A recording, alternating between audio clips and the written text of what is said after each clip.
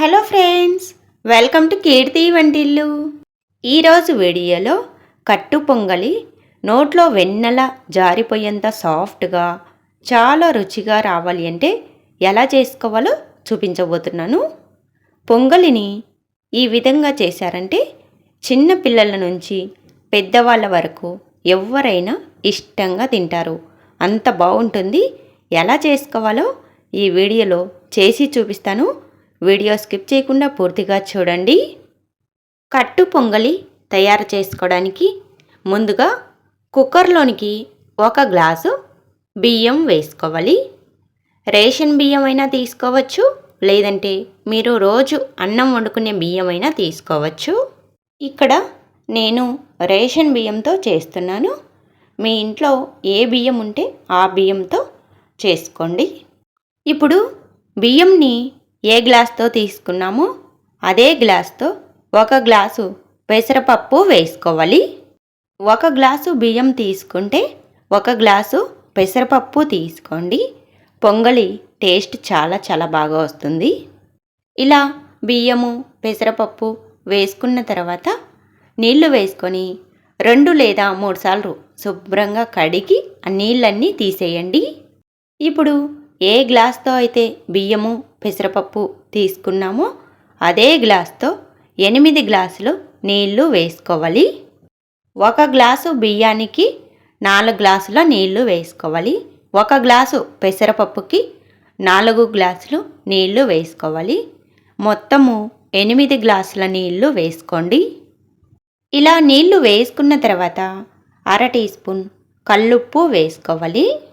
ఉప్పు అనేది మీరు తీసుకునే రైస్ని బట్టి టేస్ట్ని బట్టి చూసుకొని వేసుకోండి. 1/2 టీ స్పూన్ ఇంగువ వేసుకోవాలి. 2 పచ్చిమిర్చిని మధ్యలోనికి చీలికలుగా కట్ చేసుకొని వేసుకోవాలి. 1 టీ స్పూన్ నెయ్యి వేసుకొని మొత్తం బాగా కలిసేలా కలుపుకోవాలి. ఇలా బాగా కలుపుకున్న తర్వాత కుక్కర్కి మూత పెట్టుకొని విజిల్ పెట్టేసి కుక్కర్ని స్టవ్ పై పెట్టుకొని మీడియం ఫ్లేమ్లో 4 విజిల్స్ వచ్చేంత వరకు ఉడికించుకోవాలి. 4 విజిల్స్ వచ్చిన తర్వాత స్టవ్ ఆఫ్ చేసుకొని కుక్కర్ మూత తీయకుండా అలానే పెట్టేసేయండి. కుక్కర్లో ఆవిరి పోయేలోపు పొంగలికి తాలింపును తయారు చేసుకోవాలి. ఇప్పుడు మళ్ళీ స్టవ్ ఆన్ చేసుకొని కడాయి పెట్టుకొని 2 టేబుల్ స్పూన్లు నూనె వేసుకోవాలి. 2 టీ స్పూన్లు నెయ్యి వేసుకోవాలి. ఈ నూనె నెయ్యి కాస్త వేడి అయిన తర్వాత స్టవ్ని లో ఫ్లేమ్లోనికి పెట్టుకోవాలి. ఇప్పుడు 2 ఇంచులు అల్లం తీసుకొని శుభ్రంగా కడిగి పైన పొట్టు తీసేసి సన్నటి ముక్కలుగా కట్ చేసుకొని వేసుకోవాలి. అల్లంని పచ్చివాసన పోయేంత వరకు ఇలా కలుపుకుంటూ ఫ్రై చేసుకోవాలి. అల్లంని ఈ విధంగా ఫ్రై చేసుకున్న తర్వాత 2 టీ స్పూన్లు మిరియాలు వేసుకోవాలి. 2 టీ స్పూన్లు జీలకర్ర వేసుకోవాలి. ఇందులోని కొన్ని జీడిపప్పులు కూడా వేసుకోవాలి. వీటన్నిటిని కూడా బాగా ఫ్రై చేసుకోవాలి. జీడిపప్పులు లైట్ గోల్డెన్ కలర్ వచ్చేంత వరకు ఫ్రై చేసుకోవాలి. ఇలా ఫ్రై చేసుకున్న తర్వాత 1/2 టీ స్పూన్ ఇంగువ వేసుకోవాలి. కొద్దిగా కరివేపాకు వేసుకొని బాగా కలుపుకోండి. అన్నిటినీ ఇలా బాగా ఫ్రై చేసుకున్న తర్వాత స్టవ్ ఆఫ్ చేసుకోండి. ఇప్పుడు కుక్కర్లో ఆవిరి మొత్తం పోయాక కుక్కర్ మూత తీసుకోవాలి.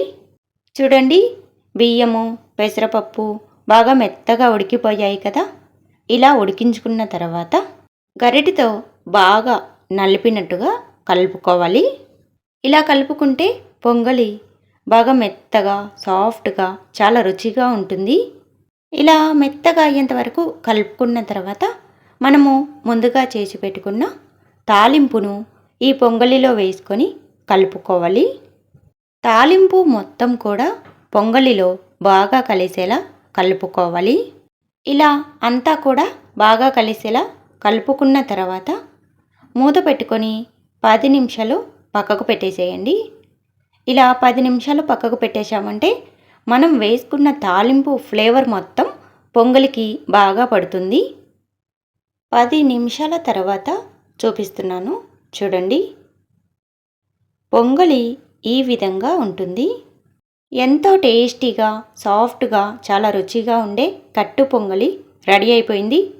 కట్టు పొంగలిని అమ్మవారికి నైవేద్యంగా సమర్పించడానికి కానీ, మీరు బ్రేక్ఫాస్ట్, లంచ్, డిన్నర్లోనికి చేయాలన్నా ఇలా ఒక్కసారి చేసి చూడండి.